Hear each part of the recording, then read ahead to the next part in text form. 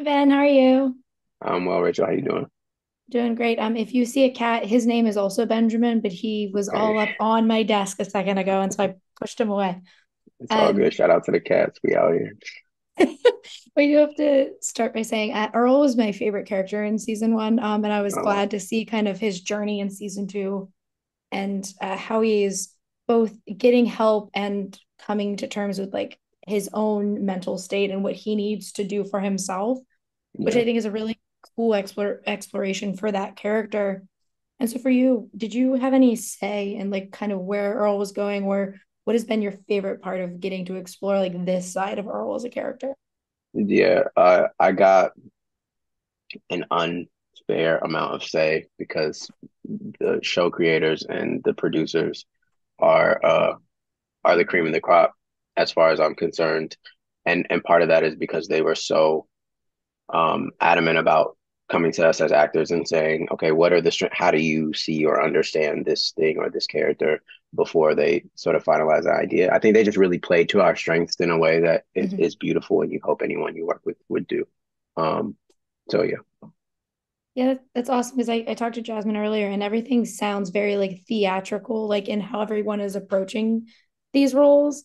yeah, Because it was like she was saying, like through readings, like she read in the original Blindspotting all of the women's roles.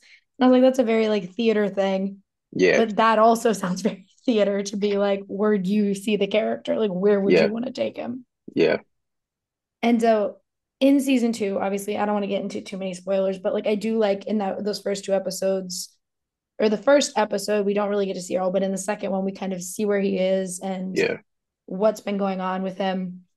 And so, where for you, when you, it is obviously some time has passed.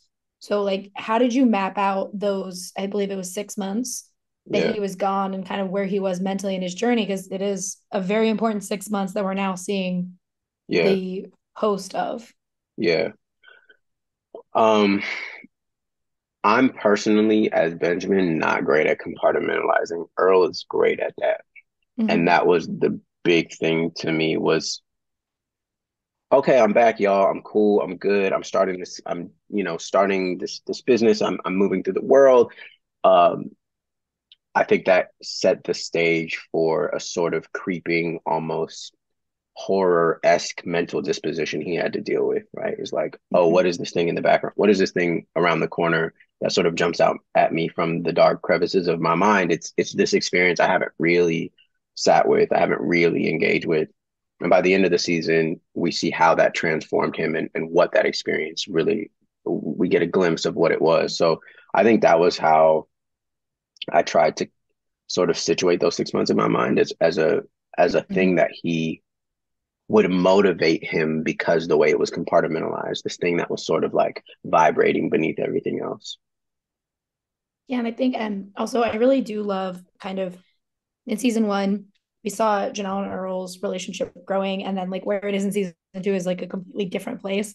And Yeah, yeah, we instantly see where she feels about the situation. She's yeah, talking to Ashley. It's very obvious what's going on with her. right. But then with him, it's not as quick and we don't see it as easily. And Yeah, so did you work at all with Candace to kind of to navigate where these two characters were, because they were such an integral part together in season one, yeah, and in season two they are separated. yeah. I think the biggest thing that we kind of came to understand was that both of our characters, once we really were seeing what season two was, we're like, oh, both of our characters are getting all their context filled in.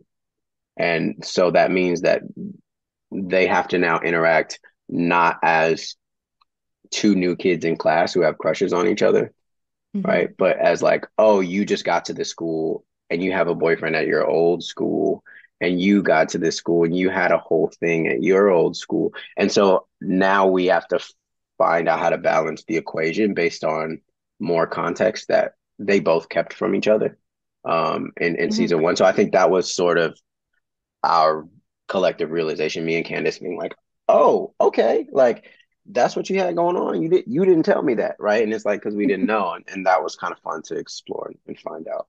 Um, And I think it's really interesting because what I love about the TV show versus the movie is that like this is Ashley's story. we're getting to see a character who was, for lack of a better way of describing it, a side character in the movie Blindspotting, getting her Yeah. time and her story. And now in season two, that's kind of happening with the side characters of season one. Like we're getting to see them have their time. And is that like something you hope to see with the future of the show, that we continue to kind of introduce these characters that on the surface we kind of understand, but then get to learn about them more as the Yeah. series progresses? Yeah. I think it's sort of like a framework for storytelling. I know that we love universes. We love to be Mm-hmm. immersed in universes. We all feel differently about which universes. Like you talk to Rafa and it might be Star Trek. You talk to me, it's Lord of the Rings. You talk to Jasmine, it's Harry Potter. It's like, but these are worlds that we like to be in. But one of the things that I think is special is when you can find more reasons to visit the world. Mm-hmm. And there's always more reasons because there's more characters. Every character, every person who passes in the frame has a full story if you want there to be one. And so I think you kind of get an endless potential. It's about loving the world. And we really love the world of Blindspotting. So Mm-hmm. why not revisit it? Why not see like what a Jalen, a led show, what a Trish led show looks like, or Trish Mm-hmm. led moment looks like? It looks different. The art might look different. The dancers might have a different style. Like, what if her world is everyone's a ballerina? What? Mm-hmm. And we wouldn't expect that of her. So I think that to me, it's sort of my hope is that it's a world we get to continue to explore through different characters for sure. I'm so excited for people to get to see it. I love it so much. You said universes, and I instantly was like, yeah, and now David's in Star Wars, so Right. that's awesome. You know what I'm saying? We doing the thing. We doing the thing. But thank you so much for talking with me today. I can't wait for Yeah. everyone to get to see Earl's journey in season two. Thank you, Rachel. I appreciate you. Thank you.